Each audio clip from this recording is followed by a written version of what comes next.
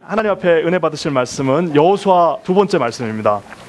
우리가 여호수아 계속해서 베드로전서에 의해서 우리가 여호수아 말씀 강해를 하고 있습니다. 근데 여러분 지난주 여호수아 우리 첫 번째 강의 제목이 뭔지 기억하시는 분 있으신가요? 뭐 제목이 좀 쉬웠죠? 뭐가 길이라고요? 킬이 길이다. 그래가지고 우리가 모세를 죽여야만 우리가 요단강을 건널 수 있다라고 좀 지나치게 얘기하면, 그래서 애굽과 그 광야의 모든 것들을 이제는 다 단절하고 우리가 이제는 새로운 땅 요단강을 건너서 간다는 것을 말씀으로 우리가 했습니다.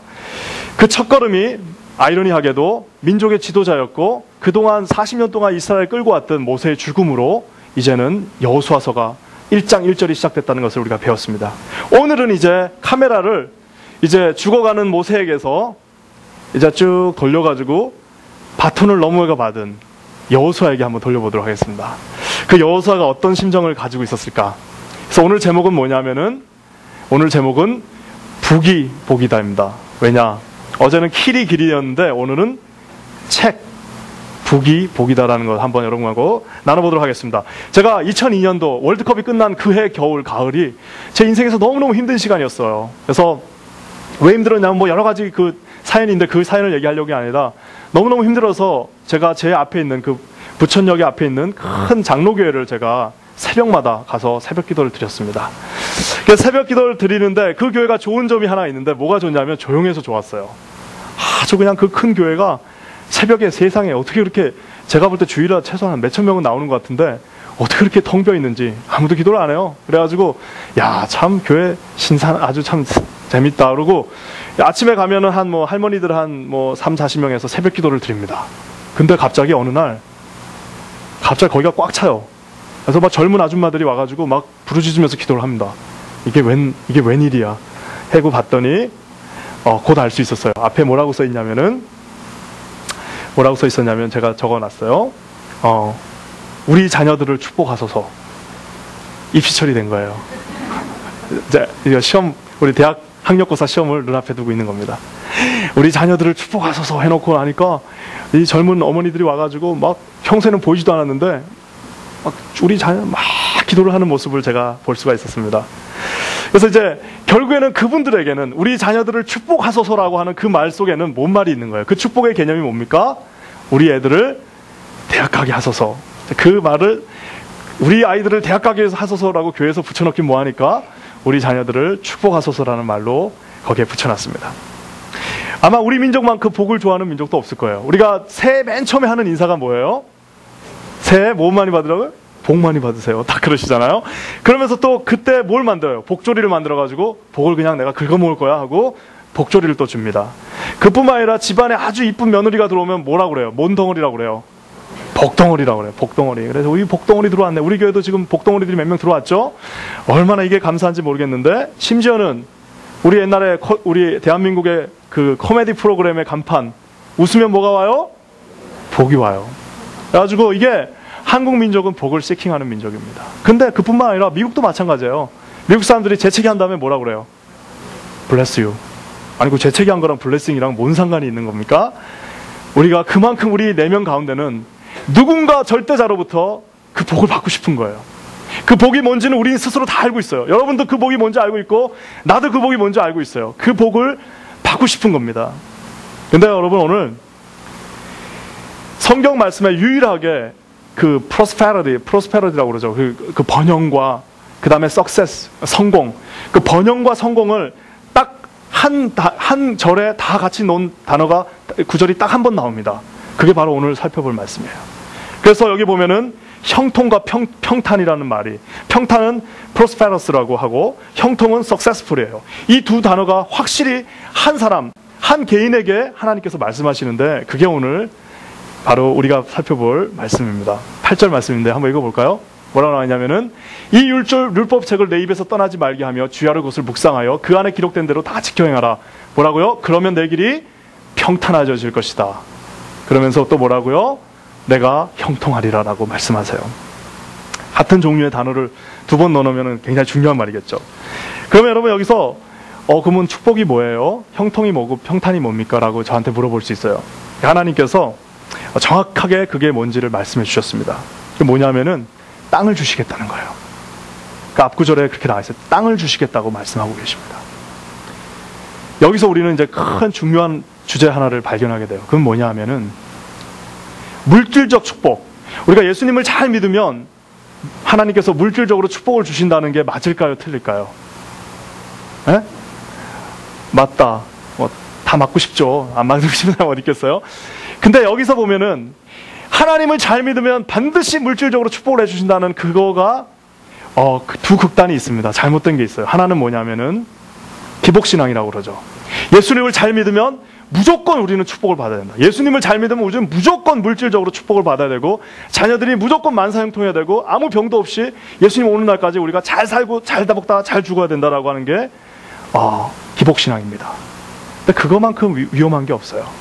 그러면 지금 중국 같은 데서 그 지하교에서 목숨을 걸고 예배를 드리는 그 사람들은 뭐예요?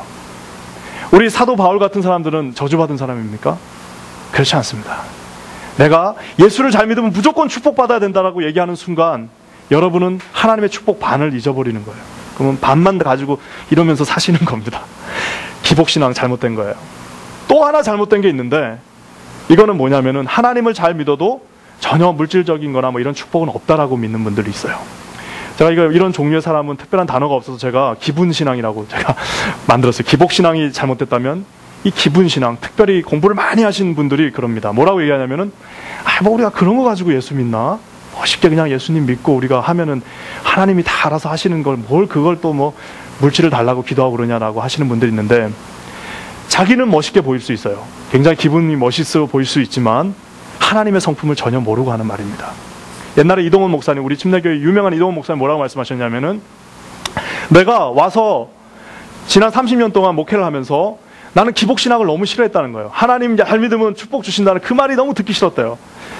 근데 목회를 30년 하고 나서 이렇게 쭉 보니까 어느 정도는 그 말이 맞더래요. 이 두 가지 트랩에 여러분 걸리시지 않아야 됩니다.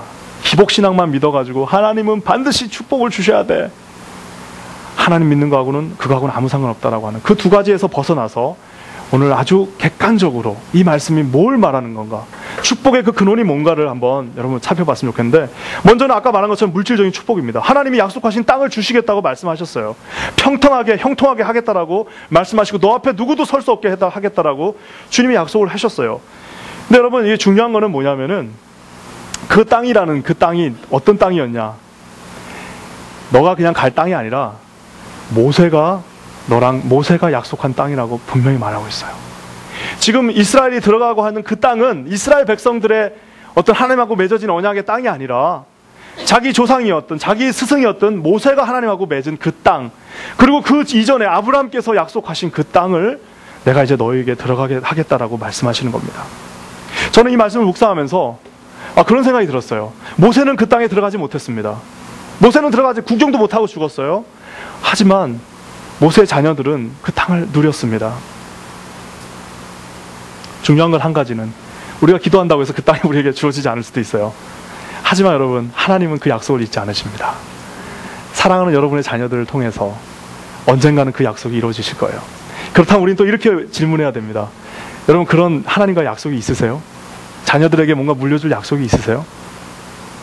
그냥 뭐 내 마음대로 살다 가는 그런 게 아니라 하나님하고 약속하신 뭔가를 물려줄 만한 게 있으세요? 우리 교회에게도 물어봐야 됩니다. 당신 교회는 뭐 너희들끼리 맨날 그렇게 잘 먹고 맨날 먹다가 그냥 끝날 거냐? 아니면 하나님께 받은 약속과 사명이 있느냐? 그걸 물려주는 것이 믿음의 명문 가문이라는 거예요.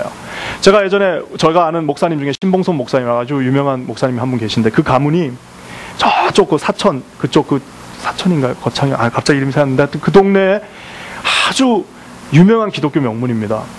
장례식 때 딱 가봤어요. 제가 항상 보면은 기독교 명문은 장례식 때 표가 납니다. 딱 갔는데 야, 정말 멋있더라고요. 정말 그 할아버지는 가난하게 농사를 지시면서 정말 그 눈물로 땀을 씻었습니다. 뿌렸어요.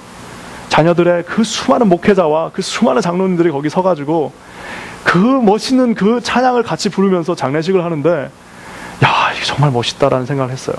사랑하는 여러분, 부인할 수 없습니다. 예수를 잘 믿는 우리에게 하나님이 함께 하신데 축복이 따라오지 않겠어요? 하나님이 함께 하시는데 일들이 해결되지 않겠습니까?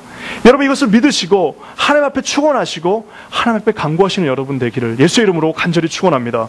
저는 비록 우리 때에는 그것을 못했다 하더라도 여러분 약속으로 가지고 있는 그 말씀을 통해서 여러분의 자녀들을 통해서 또 우리 교회의 후손들, 우리 제너레이션을 통해서 그 약속들이 이루어지는 저와 여러분 되시기를 예수의 이름으로 간절히 축원합니다. 그러면서 이렇게만 말씀하지 않았어요. 또 다른 축복이 있습니다. 그 축복이 뭔가요? 우리 한번 다음 회가 볼까요? 그 다음입니다. 내 평생에 너를 능히 대적할 자가 없으리니 내가 모세와 함께 있었던 것과 같이 뭐라고요? 너와 함께 있을 것임이라. 내가 너를 떠나지 아니하리라, 버리지 아니하리라. 진정한 축복은 여러분, 물질적 축복을 뛰어넘는 진짜 축복은 뭐냐면은 하나님이 우리와 함께 하시는 겁니다. 여러분 그거 믿으십니까? 여러분 이거 믿으셔야 됩니다. 진정한 축복은 물질이 중요하죠. 우리가 사는데 이거 다 필요합니다. 저도 목회를 해보니까 세상에 담임 가기 전에는 담임도 아니죠. 인터닝 가기 전에는 헌금 그런 게 중요하냐? 아유 왜요? 이 모든 이 일들이 다 돈에서 시작되는 겁니다. 중요합니다. 우리의 모든 이 사역들은 다 돈에서 출발하는 게 사실입니다. 하지만 더 중요한 사실은 하나님께서 과연 우리와 함께 하시느냐 안 하느냐 문제예요. 하나님이 우리와 함께 하시면은 모든 일들을 우리가 감당할 수가 있습니다. 설사 재정이 없더라도. 하나님이 함께 하시지 않으면 아무리 그 교회에다 억만금을 갖다 놔도 싸우다가 끝나버려요. 그 두 가지 차이가 있다는 겁니다. 지금 우리 한국에 계신 분들 요즘 남한산성 거기가 되게 아주 잘 포장이 됐습니다. 그래서 남한산성에 가시면은 역사 교육 현장이에요. 아주 멋있는 남한산성이 있는데 이 남한산성이 어떤 곳이에요? 병자호란 때 우리 인조 임금이 도망간 곳이 남한산성이잖아요. 근데 거기 딱 가시면 뭐가 있냐면은 서흠남이라고 하는 사람의 묘가 있어요. 서흠남 들어보신 분 아무도 없을 거예요. 이 사람은 그냥 평민입니다. 시골에서 나무꾼이었어요. 근데 이 친구라고 하지만 이분의 그 묘가 거기 계신데 이분이 어떤 분이냐면은 이제 인조가 아주 그냥 똥꼬치 부리다가 갑자기 이제 우리 청나라 군대가 오니까 어떻게 했어요? 막 그냥 도망가는데 그 송파강을 넘어서 갔는데 임금이 평소에 운동을 했어야죠. 다리가 아픈데 눈은 이미 와 있고 그 남한산성 거기까지 갈 힘이 없는 거예요. 부하들은 다 도망가 버렸어. 벌써 다 도망가 버려서 신하들 다 도망가고 이제 몇 명 남아서 그 내시들이 이제 임금님을 얻고 가는데 한 5발짝 가고 자기도 뻗어. 5발짝 자기도 뻗어. 갈 수가 없는 거예요. 그러니까 이제 임금이 이제 이거 큰일 난 상황이 됐는데 그때 딱 봤더니 어떤 장정이 거기서 나무를 이렇게 패고 있는 거예요. 그분이 서훈남이에요. 근데 이 서훈남 씨한테 임금이 나를 좀 업어서 저 남한산성까지 좀 데려달라고 그랬어요. 그랬더니 업히라고 그러더니 자기 신발을 남학신을 유명한 일합니다. 거꾸로 딱 신더라고요. 남학신을 거꾸로 신어. 그리고 이제 임금을 얻고 올라가는 거예요. 이제 신하들도 없습니다. 그냥 진짜 인조 임금 하나만 있는 거예요. 인조 임금을 혼자를 얻고 남한산성에 들어갔어요. 그래서 이제 임금이 하도 이상해가지고 어떻게 왜 남학신을 거꾸로 신었냐 물어보니까 이게 혹시라도 적들이 따라올까봐 자기가 이렇게 거꾸로 신어놓고 하면 여기서 일로 나온 줄 알지 절로 간지 모를 거 아니냐. 그래갖고 이 나무꾼이 그러고 갔어요. 들어갔어요. 근데 이분이 임금인지 몰라. 남학신을 이게 신은 이 서훈남이라는 분이 이분이 임금인지 뭔지를 몰라요. 본 적이 없으니까. 그러니까 이 인조 임금이 너무 감사하니까 내가 너한테 뭘 해주고 싶은데 뭘 해줬으면 좋겠냐 그러니까 이 인조 임금한테 우리 서훈남 우리 형제가 이렇게 얘기하죠. 형제라고 하기도 막 우리 서훈남 선생께서 뭐라고 얘기했냐면은 그 옷 되게 멋있어 보이는데 곤룡포라고 그러죠. 임금의 그 옷 곤룡포 여기 그 용무늬가 있는 그 곤룡포 그 옷 참 멋있는데 그거 줘주세요. 그랬대요. 그랬더니 임금이 기쁘니까 그래 너가 해 하고 입혀줬습니다. 옷을 입는 순간 이 사람의 신분이 바뀐 거예요. 어떻게 바뀌었냐? 이 이후로 그 서훈남 그냥 일반 백성인데 그 서훈남의 집 근처에 가면 모든 신하들은 가마에서 내려야 돼요. 그리고 서훈남 집 앞에 가면은 모든 장군들은 말에서 내려야 됩니다. 그 집을 근처를 지나갈 때 왜? 거기에 뭐가 있어요? 임금을 상징하는 곤룡포가 있기 때문에 그 집에. 그러니까 이분이 더 웃긴 거는 죽을 때 이 곤룡포를 나와 함께 묻어달라 이렇게 얘기하셨대요. 그래서 그 곤룡포가 들어가니까 바로 나라에서 정상품, 이건 굉장히 높은 직위죠. 주셨어요. 제가 이 웃긴 얘기를 그때 그 남한산에서 들으면서 뭔 생각이 나냐면은 만약에 이 사람이 우리가 좋아하는 그 물질이 좋아가지고 금 몇 개 주세요. 뭐 금덩어리 몇 개 주세요. 땅 몇 개 주세요 했으면은 거기서 끝입니다. 그거 받고 누리다가 끝나는 겁니다. 이 사람은 알았든지 몰랐든지 뭘 구했어요?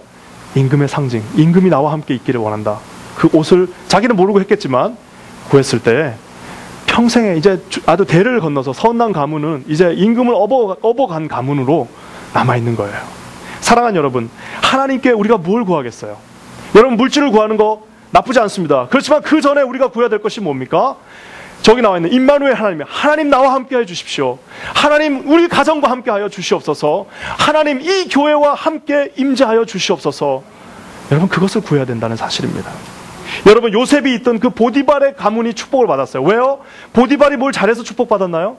보디발 인간성이 좋아서 축복받았나요? 아닙니다. 단 한 가지 이유, 하나님이 요셉과 함께 했기 때문에 보디발은 그냥 너까지 그냥 받아라 하고 축복을 하나님이 주신 겁니다. 여러분, 바벨론 전체가 누굴 때문에 축복을 받았습니까? 다니엘의 그 세 친구들, 다니엘 때문에 바빌론 전체가 축복을 받았어요. 느헤미야를 통해서 성전이 재건될 때 느헤미야가, 하나님이 느헤미야와 함께 하셨다고 말씀하고 계십니다. 다윗을 통하여 이스라엘이 통일되고 이스라엘 전체 땅이 축복을 받았습니다. 왜요? 하나님 마음에 이보다 더 합한 자가 없었기 때문입니다. 사랑하는 여러분, 축복이요, 가장 큰 축복은 하나님이 저와 여러분과 함께 하시는 것입니다. 여러분 믿으십니까? 그럼에도 불구하고 두 가지 축복을 말씀했어요. 여호수아에게 땅을 주겠다, 그리고 내가 너와 함께 하겠다라고 얘기를 했습니다. 근데 여호수아가 그래서 땡큐, 베리 마치 하고 강을 건넜나요? 아닙니다. 여호수아가 그 약속들을 받아들이지를 못합니다. 왜요? 그 약속, 그 엄청난 약속을 주셨는데 그 약속을 받아들이지 못하고 머뭇거리고 있어요. 왜요? 그 두려움이에요. 다음 구절 한번 볼까요? 놔두고요. 두려움이 어떤 두려움이냐면은 이제 이 요단강을 건너려고 하니까 두려운 거예요. 뭐가 제일 두렵겠어요? 적들이 두렵죠. 적들이 두려운 겁니다.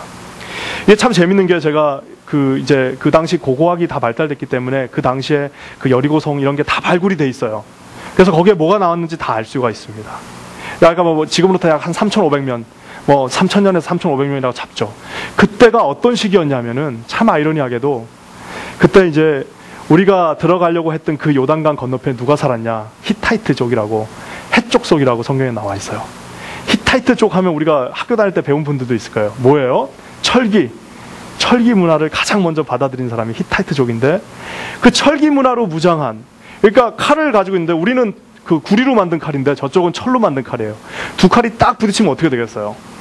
구리로 만든 칼이 부러지겠죠. 그 칼로 무장한 사람들이 그 앞에 쫙 헷족속들이 있는 겁니다. 자기들이 위축되는 거죠. 근데 더 재밌는 거는 그때 그 이스라엘 백성이 40년 광야를 돌 때가 언제냐면은 이제 마지막 그 청동기 시대가 끝나고 이제 막 철기 시대가 들어가는 그때예요. 자, 이게 뭔 말이냐면은 그때 그 반대편에 있던 적들은 이제 막 철기로 막 무장을 하고 있는 그 시기에 하나님께서는 그들의 백성을 어떻게 하셨어요? 광야 아무것도 안 시키고 뱅뱅 돌리시고 계셨습니다. 아무것도 안 시키고요.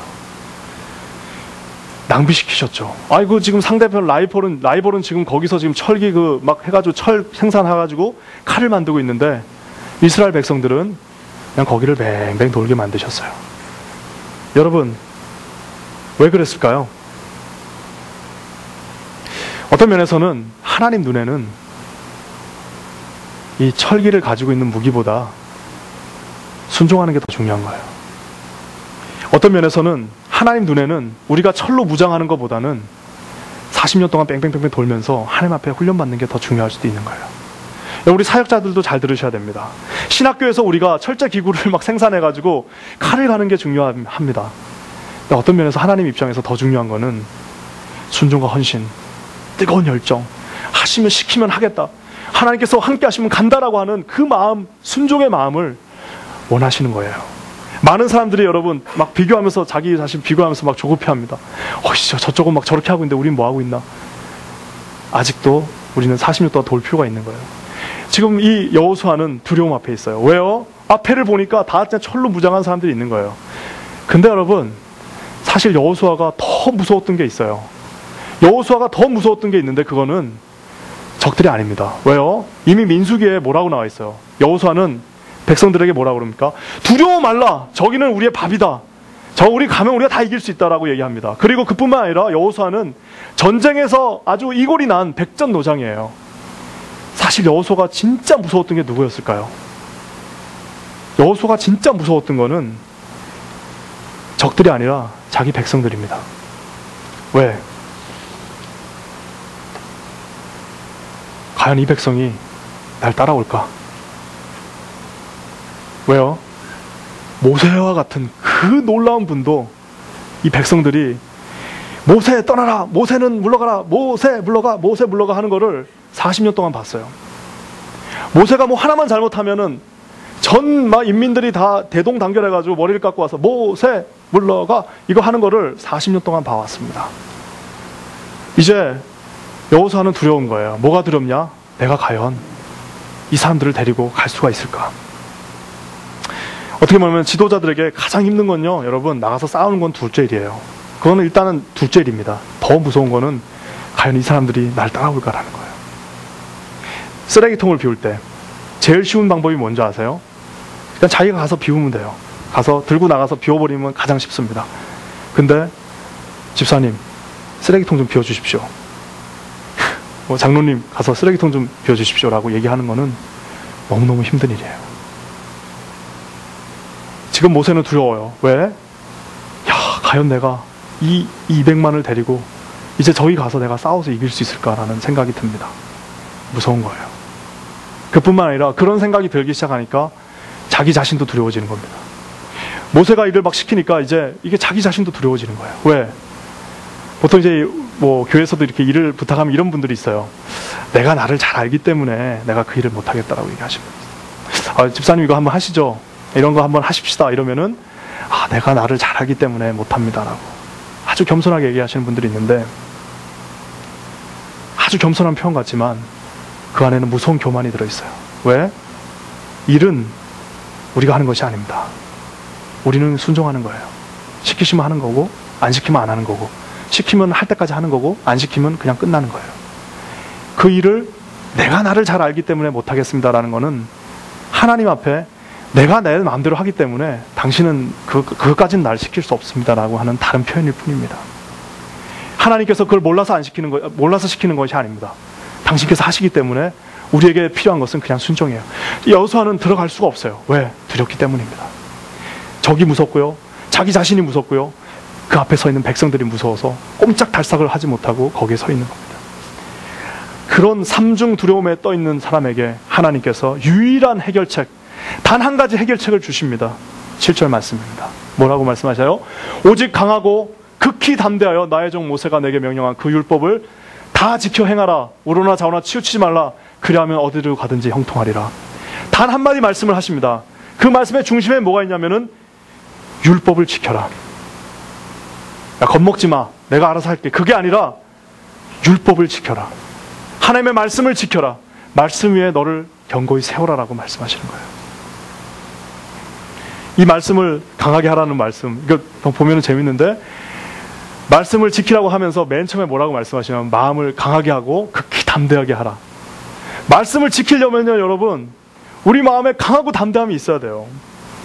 이 말씀을, 하나님의 심정이 지금 그 자녀 여호수아를 놔두고, 야, 걱정하지 마. 들어가면은 내가 다 해줄 테니까 걱정하지 마.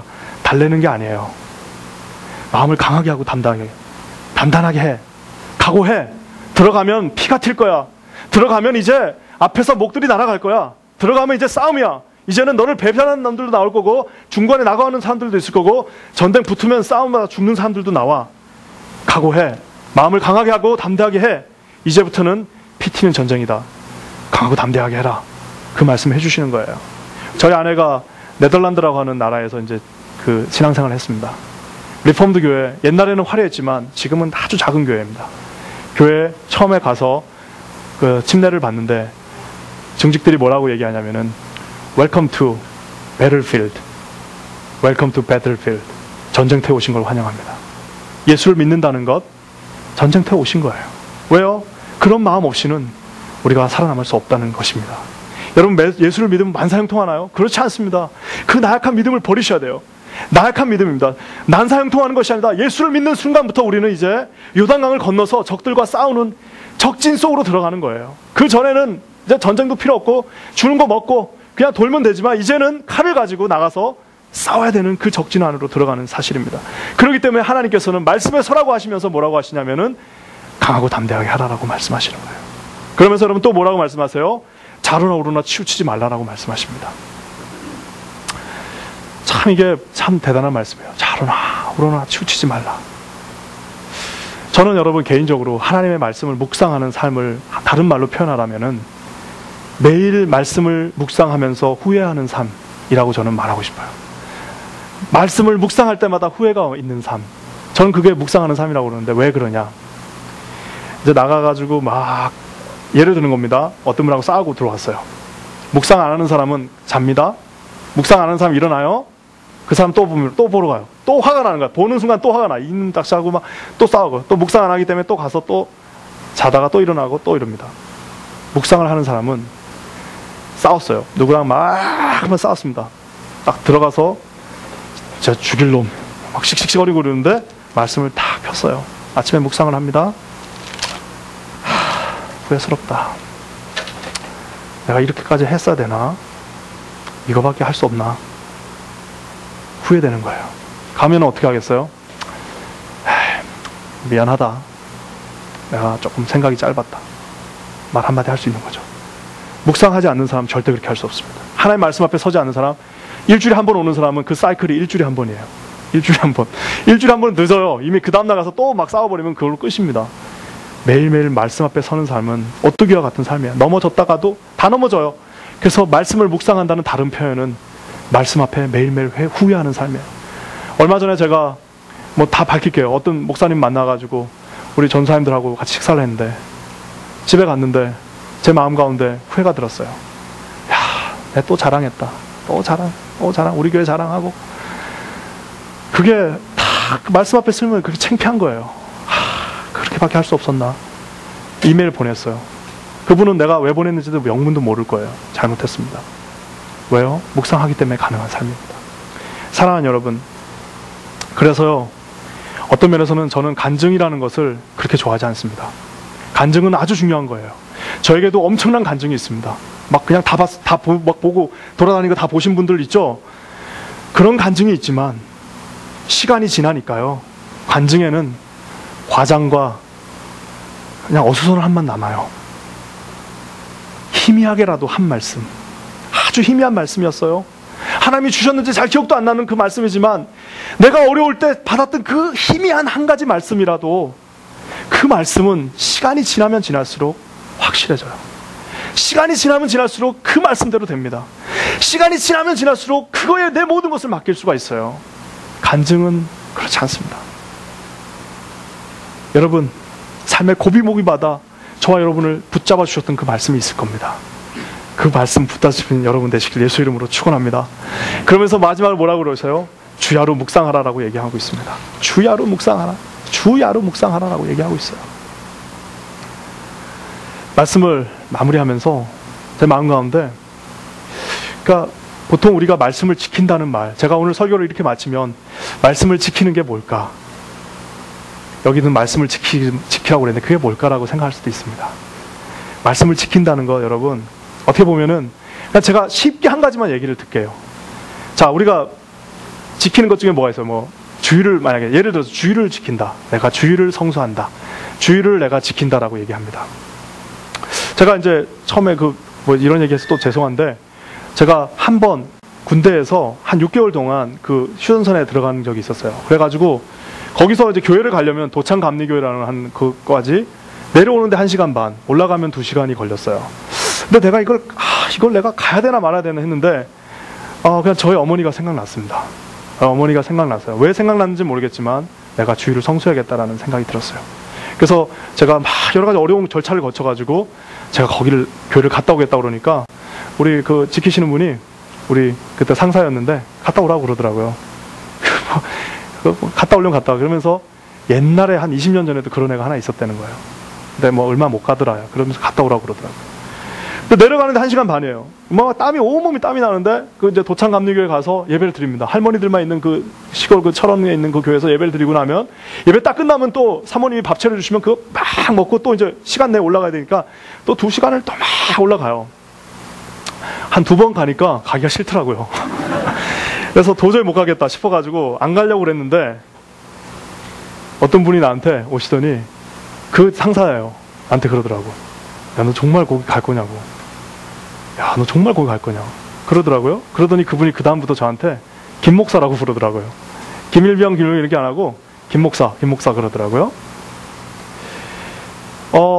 내가 아마 그거 6개월 이상 됐으면 못했을 거예요. 근데 아마 딱 그 6개월 했는데, 그때 제가 느꼈던 게 뭐냐면은, 군대에서 얼마나 화낼 일이 많아요. 화를 막 내려고 하다가도 난 주의를 성수하고 있는 사람이다.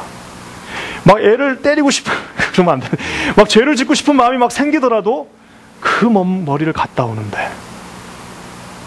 한 번은 이런 일도 있었어요. 거기 막 오는데, 그 막 눈발이 막 휘날리고 이러는데, 막 너무 화가, 막 힘든 일이 있어가지고, 그 막 노래를 불렀어요. 막 사슴이 시냇물을 찾기, 그 시편 42편의 말씀을 막 부르는데, 하나님이 저에게 그렇게 많은 위로를 해주시더라고요.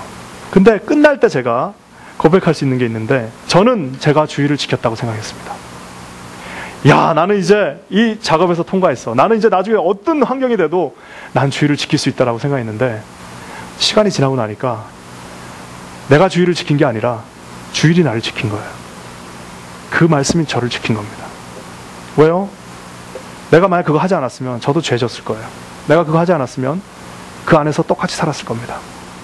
정말 다리는 죽을 것 같이 힘들었지만, 그 가운데서 나는 그거를 지켰다고 생각했지만 실사 나를 지켜주신 거는 그 율법의 말씀이었다는 사실입니다.